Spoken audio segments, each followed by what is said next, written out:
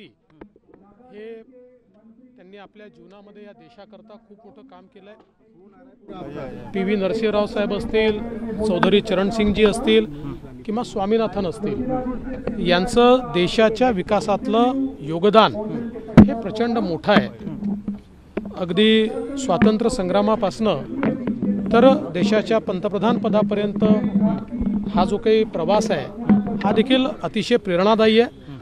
विशेषतः चौधरी चरणसिंगजी असतील किंवा स्वामीनाथनजी असतील, यांनी शेतकऱ्यांकरता जे केलेलं काम आहे हे मला असं वाटतं खूप महत्त्वाचं आहे। त्यामुळे मला अतिशय आनंद आहे की अशा या भारतातल्या अत्यंत महत्त्वाच्या लोकांना भारतरत्न मिळालेला आहे। सर, एका वादग्रस्त ट्विटमुळे निर्भय बनो जी सभा होती ती वाघळेंची सभा उधळून लावण्याचा प्रयत्न भाजपने केला आणि गाडीवर हल्ला झाला असा भाजप कार्यकर्त्यांनी हल्ला केला असा दावा केला जातोय सर पुण्यात। बघा, असं आहे की कायदा आणि सुव्यवस्था कोणी हातामध्ये घेऊ नये, ती कोणी भाजपचा असो कोणी असो कोणी हातात घेतली तरी आम्ही त्याच्यावर कारवाई करूच, पण त्याच वेळी लोकांच्या भावना भडकतील अशा प्रकारची वक्तव्य करणं, देशाच्या सर्वोच्च नेत्यांना अतिशय खालच्या स्तरावर जाऊन बोलणं हे देखील अत्यंत चुकीचं आहे।